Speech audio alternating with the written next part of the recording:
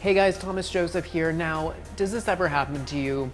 You have made your homemade cake and you're looking at it and you're like, wow, I wish this looked more professional. I wish my swoopy frosting wasn't so messy and uneven. Well, today I'm gonna share with you a few tricks and tips in making a beautiful, professional looking cake with swoopy chocolate frosting, and hopefully you'll be able to master this technique at home.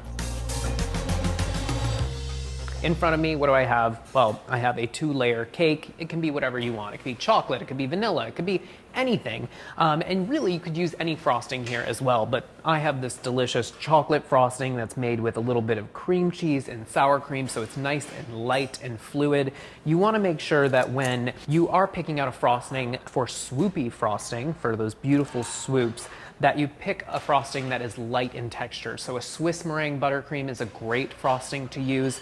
This chocolate frosting, which we'll have in the link around here somewhere, is also a great frosting. And to start out this process of making swoops, what you need to do is create a crumb coat. And you might be saying, what's a crumb coat? Well, the name almost says it all. What you're doing is you're taking a bit of frosting and you're going to thinly coat the entire cake, locking the crumbs into this initial layer of frosting, just so that when you finally go to apply your coating of frosting and make those beautiful swoops, there are no little crumbs or bits of cake fragments in your frosting. So pile the frosting on the top, and then using one of these offset spatulas, you want to work the frosting out from the center to the sides, pushing the frosting down the sides. If you're a cake baker or you want to get into cake decorating or cake baking, invest in one of these rotating cake stands. They're really helpful in making a professional looking cake. So once you get the frosting over to the sides, you're going to take your spatula, you're going to go from this horizontal position to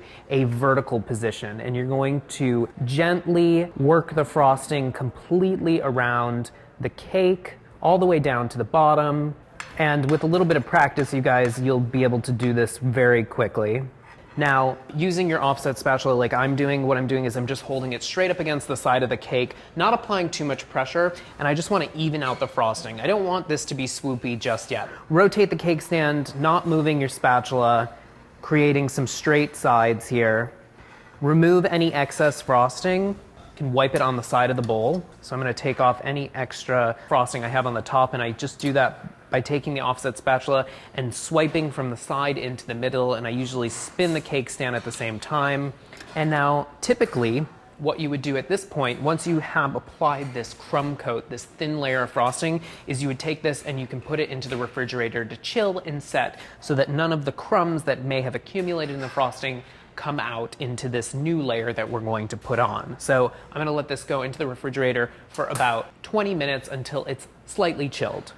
All right, guys, so the cake has been chilling in the refrigerator for about 20 minutes. You don't want to go too long in the refrigerator, because what's going to happen if this is really super solidly chilled, what might happen is when you put your frosting on top and go to make beautiful swoops, what's going to happen is your frosting is going to seize up because the cake is so cold.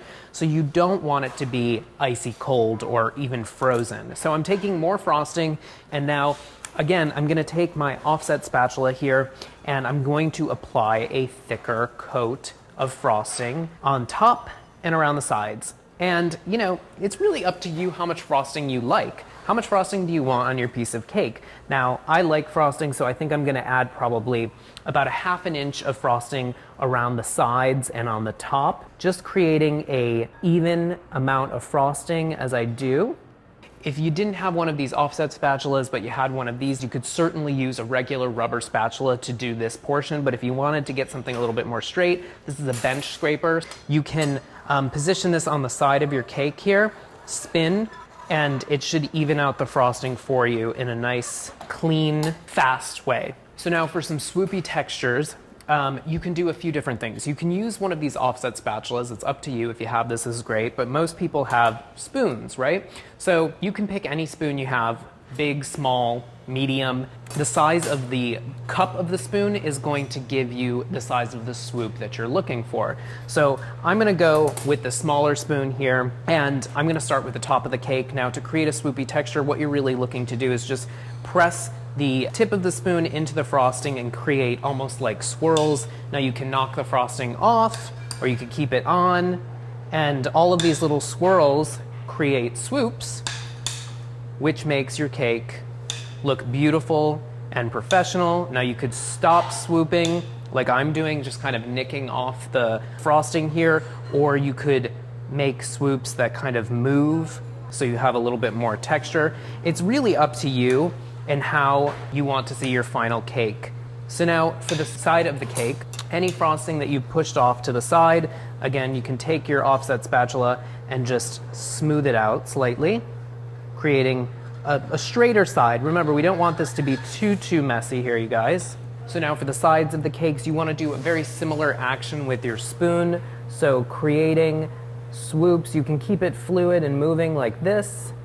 You should put this into the refrigerator right away so that the frosting sets up in all of those wonderful divots and wells and swoops and sweeps that you've created really firm up and hold their shape. All right, so now that I have the swoops that I like, I'm gonna get this into the refrigerator and let it set for about 20 to 30 minutes until the frosting is nice and firm. Our cake is out of the refrigerator. It's been setting in there for about 20 to 30 minutes, and now it's time to cut the cake. Whenever you do this, guys, make sure that you use one of these offset serrated knives. They really work well when you're cutting cakes. Wipe the knife in between cuts, and you should have a lovely piece of cake with extra swoopy frostings. How good does that look, you guys? Delicious. I can't wait to try it. Now, if you have any kitchen conundrums, baking conundrums, frosting conundrums, whatever they may be, reach out to us using the hashtag kitchen conundrums. We love to hear from you guys. Enjoy.